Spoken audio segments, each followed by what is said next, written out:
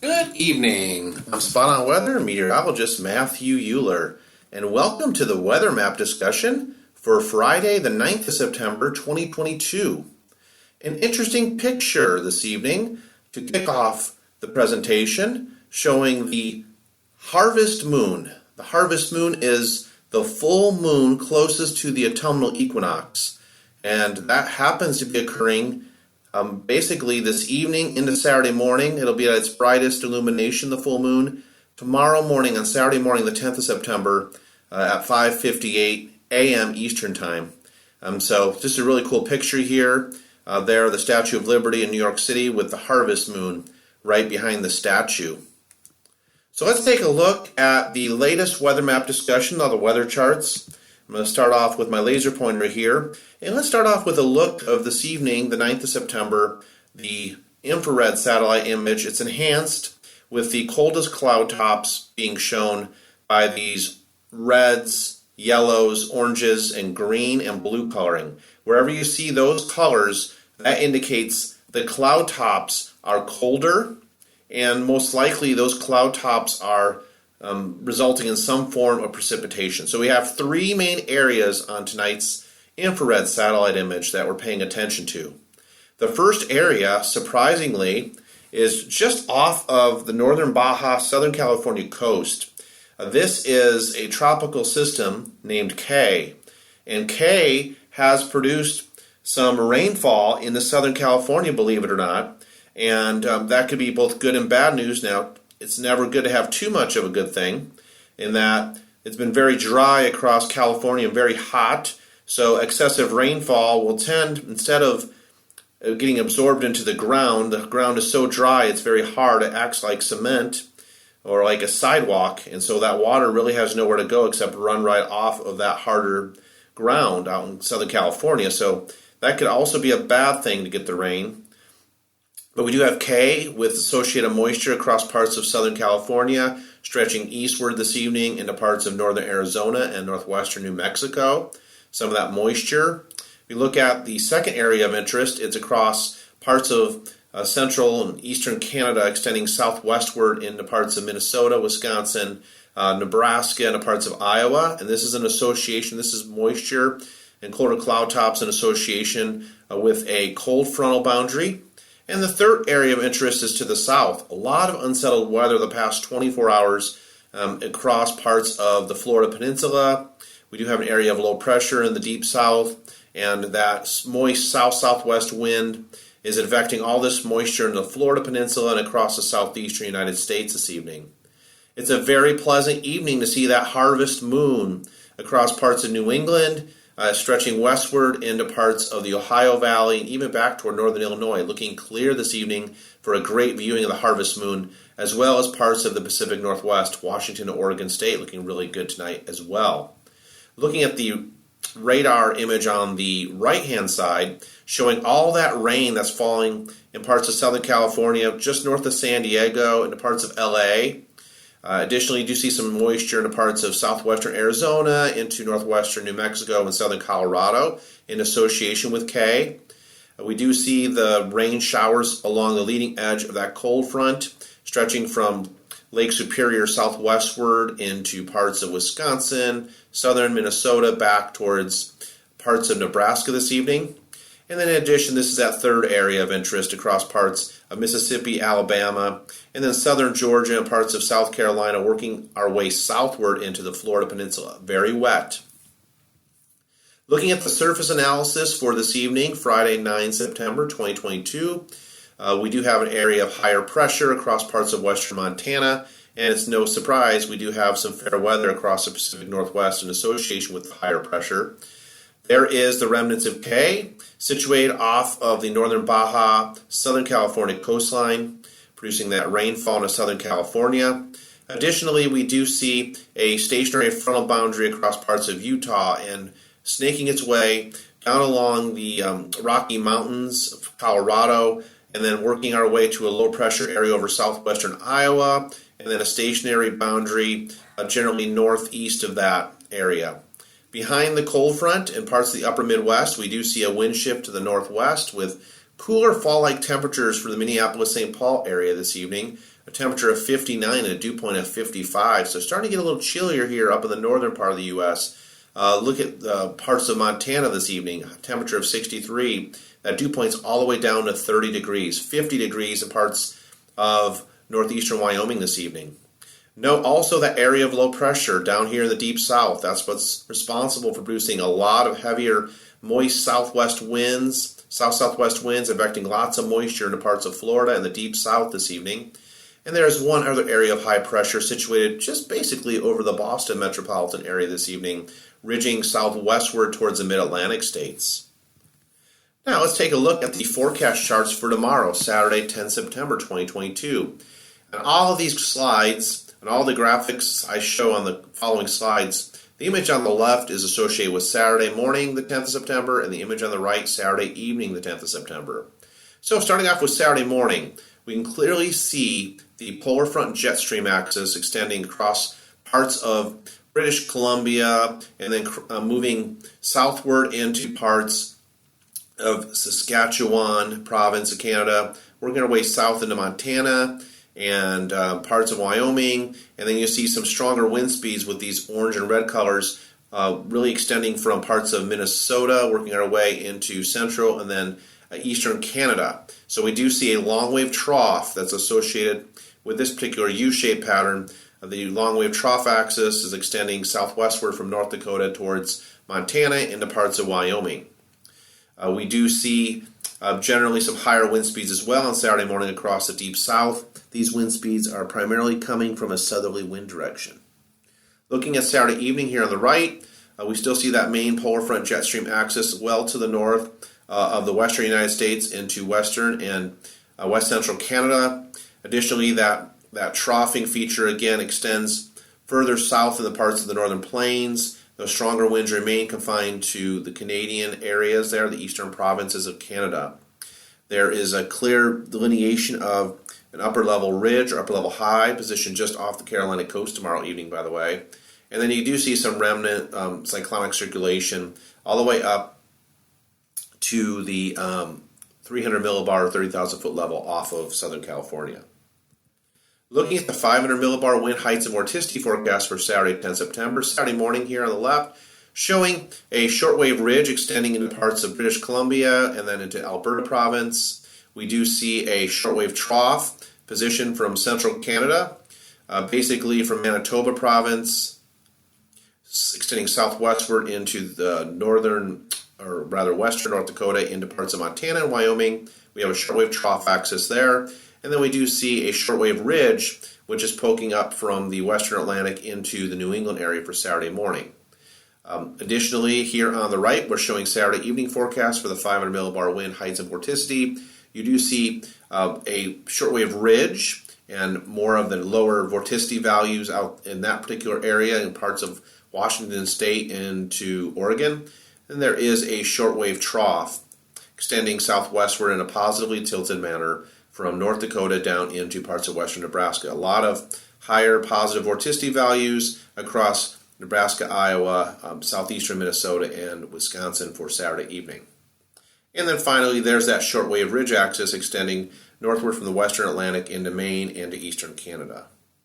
Looking at the 700 millibar vertical velocity heights for Saturday morning on the left here, 10 September, positive vertical velocity values generally are looking like they're along these cold frontal boundary across Iowa into parts of southeastern Nebraska and central Kansas.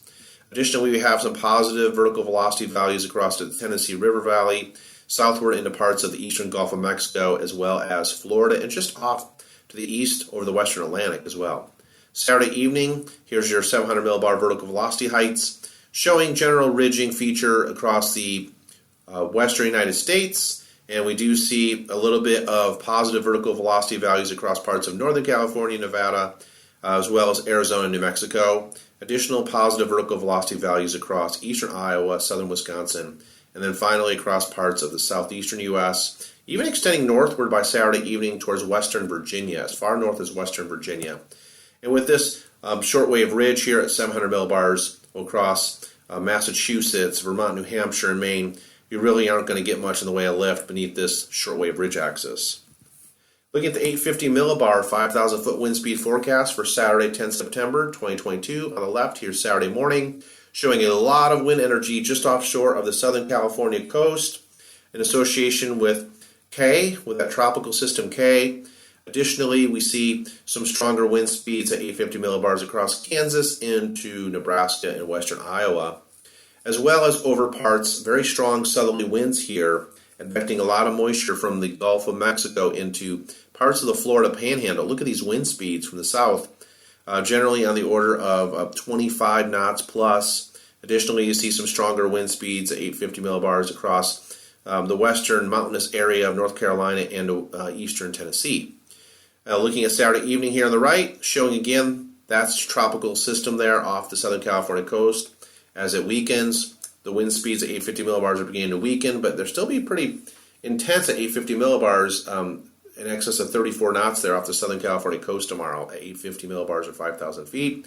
And then similar area here of higher wind speeds at 850 millibars across Kansas, eastern Nebraska, Iowa. And then you see some stronger wind speeds again coming up from the south, affecting lots of moisture with strong south-southwesterly winds into parts of the Apalachicola area in Florida, as well as into Georgia on up into western South Carolina. Additionally, there's a little bit more of a wind speed maximum at 850 millibars, generally from western Virginia into parts of southern West Virginia. Looking at the surface wind forecast for Saturday, 10 September, Saturday morning on the left. Generally, if you have travel plans to drive across the United States, the strongest wind speeds generally are going to be confined to the eastern Gulf of Mexico, as well as into parts of the western North Atlantic due to the backside, very strong northerly winds on the backside of Hurricane Earl as it gets merged into makes a transition to an extratropical cyclone. And then also off the Southern California coast, there's the strongest winds at the surface. Saturday evening, we do find a pocket of a little bit stronger winds, but just really nothing to write home about. Generally, highest wind speeds across the Texas Panhandle into parts of Oklahoma and southern Kansas up to eastern Iowa by Saturday evening. And then generally we see an area of high pressure located off of the New Jersey coast by Saturday evening, just offshore of the New Jersey coast, with some winds generally blowing from the northeast and east-southeast into parts of the mid-Atlantic. Looking at the precipitation forecast for Saturday, 10 September, if you got travel plans tomorrow, we will see Saturday morning some additional rainfall in parts of Southern California. Additionally, we will see some rain generally along this frontal boundary, along that leading edge of the tightest thickness packing from Lake Superior southwestward to central Wisconsin, southeastern Minnesota, western Iowa into eastern Nebraska. The Omaha area looks to be wet if you have travel plans to go across Interstate 80 on Saturday morning. Additionally, there's some showers that will extend further to the west across parts of western Nebraska and northern Colorado. And then the other area on Saturday morning that will be wet will be Interstate 40 coming out of Asheville, North Carolina, working our way into eastern Tennessee, some parts of Tennessee, Alabama, South Carolina, and very unsettled again tomorrow morning across parts of the eastern Gulf of Mexico. And then finally, Saturday evening. If you have plans to travel Saturday evening, we have some showers still left over from the weakening tropical system off the Southern California coastline. Additionally, we see rain generally moving towards the southeast ever so slowly from northeastern Kansas into parts of eastern Iowa and eastern Wisconsin, as well as eastern portions of Lake Superior into Canada by Saturday evening. If you have plans to travel up Interstate 95, it could be wet as you come up 95 from Georgia into South Carolina and North Carolina. Showers could be in the forecast tomorrow evening. It could be falling from the sky in Charlotte, North Carolina, as well as Blacksburg, Virginia. Charleston, West Virginia as well could be wet. And then working our way back towards the west, towards parts of Arkansas, generally we're looking at is some more showers across that area into parts of western Mississippi. Now let's look at the temperatures, the forecast high temperatures for Saturday, 10 September 2022. Oh, wow. Can you see the frontal boundary here, the cold front? Look at this fine demarcation line from middle to even upper 80s across parts of Illinois and Missouri, as well as near 90 down in northeastern Oklahoma and 90s in Texas. out ahead of a cool front, this cold front. Behind the cold front, we see high temperatures tomorrow in parts of Iowa, only in the upper 60s. Highs only in the upper 60s for parts of central and northern Wisconsin, as well as parts of Minnesota. Even chillier across the Rockies of Colorado, the Rocky Mountains, with highs only in the 50s tomorrow. Where will the heat be? Go right up Interstate 5. And there's the heat once more, generally north of the San Francisco Bay Area and the valleys, all the way up into western Oregon tomorrow. Highs could be near 100 degrees tomorrow, and even almost up to 90 degrees in the Seattle area. So generally we do have some very warm temperatures, hot temperatures also across the Florida Peninsula, but generally we got along Interstate 95, we're expecting high temperatures in the 80s tomorrow.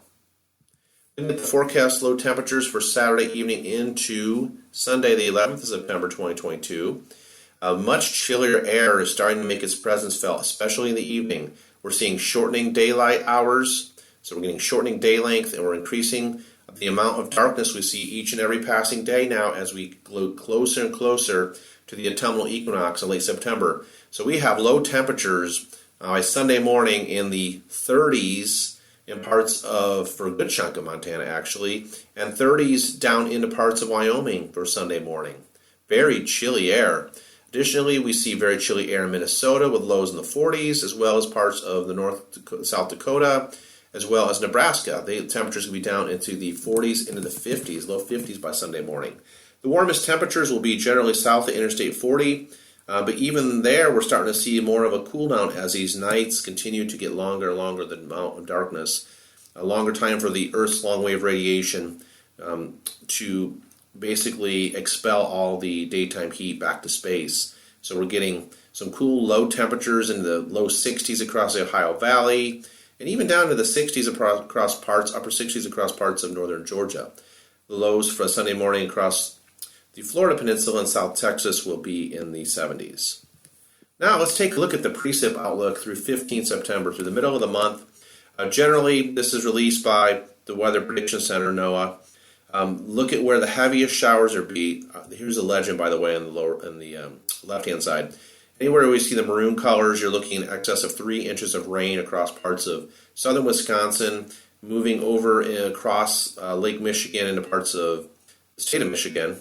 And then also look at the eastern Gulf of Mexico. We could see rain on the order of 3 to 5 inches over the open waters of the eastern Gulf of Mexico between now and Thursday, the 15th of September. In addition, we do have an area we're going to have to keep an eye on. I'll get to that here in a moment with the tropical update. But we do see a heavier area of rain showers just offshore of the North Carolina coast, and additional heavier showers over the next 5 days across parts of western North Carolina into western Virginia. You will notice the moisture across parts of Southern California, and that's really, again, due to that tropical system, K, out there just off the Southern California coast. Now let's look at the temperature anomaly forecast. The graphic on the left is for the Monday the 12th of September, and the graphic on the right for Wednesday the 14th of September. Notice the orange coloring here. That indicates well above normal temperatures on Monday afternoon across parts of eastern Washington State, Idaho, Montana during the day, on the order of 10 to 15 degrees above normal for this time of year. And look at this pocket of cooler air across northern Illinois on Monday afternoon. Northern Illinois could be on the order of 12 to 16 degrees Fahrenheit below normal, as well as eastern Iowa, the Quad Cities, and also a little bit slightly below normal across parts of the eastern United States, from West Virginia to Ohio, Indiana, southward to Tennessee, as well as Arkansas. Looks chillier than normal for that part of the United States. By Wednesday, the heat does migrate a little further to the north across parts of western Canada, the above normal temperatures, and then really the bullseye of the warmest temperatures and the greatest temperature anomalies will be over parts of southern North Dakota as well as South Dakota and Nebraska by Wednesday afternoon, with temperatures running 10 to 15 degrees above normal. Cooler than normal temperatures across the southwestern United States as well as southern Nevada for a change. You know, how long have we been saying 100 plus in Vegas, as well as below normal temperatures across California, and then slightly cooler than normal temperatures if you decide to go out to Shenandoah National Park in the western part of Virginia, or if you decide to go up into the more higher elevations across western Virginia, western PA, as well as New York State, cooler than normal. Now let's take a look at the tropical update across the North Atlantic for today, the 9th of September 2022. So we do have Hurricane Earl, still lurking out there. However, Earl is moving towards the northeast now, and we do expect that it will accelerate in its forward motion and eventually get picked up and absorbed by an extratropical storm, another storm system up here in the middle latitudes. And that will absorb Earl, producing quite a bit of wind energy and precipitation across the North Atlantic. We do have a couple other areas represented by these yellow X's, but in general they have less than a 40% chance of development. Now here is the Gfs Midday Model Run, operational run, showing how things look across the North Atlantic Basin. What I really want you to focus on is this particular feature right off the South Carolina coast by next Friday, the 16th of September 2022. All right. Meanwhile, we have this strong high pressure system over eastern Canada. Okay, so there's a large pressure difference between this high pressure system over eastern Canada and this low pressure just there along the Carolina coastline. Now, some of the operational models are indicating that this potentially could develop into something. Now, it really will be dependent on whether this low pressure remains over land. Now, think about land. It's not good for any tropical system to develop. Number one, you're removing it from its source of energy, the warm water. And number two, you're adding friction. As the wind blows over land, it tends to slow down. And whenever that wind slows down, it really can't get going very well. And so, pressure difference between this high, 1020 millibar high over eastern Canada, and the 1008 millibar low over the Carolinas, this could result in some issues late next week into the next weekend across parts of the mid-Atlantic states, because what we could see is a stronger pressure gradient, the tighter packing of these lines of equal pressure known as isobars, and this wind could be directed more from the east and east-northeast, which would act to cause some tidal flooding at high tidal cycles across parts of eastern Virginia as well as parts of Maryland and Delaware. So this is something that's got to be watched. Not only that, but the actual positioning of this low pressure system, whether it's over the water, the warmer water, or over the land. That's going to make a difference on how strong the system gets. So right now, I'm indicating no imminent threats to the U.S. over the next 5 days. You can see why the National Hurricane Center is saying that. But pay attention to this area, okay, off the southeast coast late next week. And then finally, for tonight's video, let's take a look at the Hampton Road 7-day forecast, bringing it closer to home now. Saturday and Sunday. Saturday is your dry day tomorrow. Enjoy it. Partly sunny skies. Get out there. Temperature is going to be 83 for a high. By Sunday, we start seeing some warm, moist air moving in from the south-southwest as high pressure moves off the eastern seaboard over to the western Atlantic. That's going to act to result in some deep southwesterly wind flow all the way up to 30,000 feet or 300 millibars. So we could see some isolated to scattered PM showers Sunday, more in the way of showers on Monday, and those precipitable water values, by the way, with that deep south-southwesterly wind flow, could be up to around 2 inches. And so we could see some heavier showers at times. So keep an eye on that, and we will continue to do that as well. Now, Tuesday through Friday next week looks dry again as of right now. That's the latest model guidance. Highs in the lower to middle 80s with lows overnight just really between 68 and 72 overall next week. All right, so that wraps up the weather map video discussion for this evening, as well as a look at the United States forecast, precipitation, the weather charts, the wind, as well as what the temperatures are looking like across the United States. Certainly hope you enjoyed the video, and I certainly hope you have time to get out there if you are in one of these nice areas, New England, back to the Midwest, and the Pacific Northwest, parts of East Texas, Oklahoma, Missouri. It's a great looking moon out there tonight. I just stepped outside before making the video, and so it looks really, really nice tonight. All right, so enjoy, everybody. Enjoy the harvest moon, and until next time, everybody take care and God bless.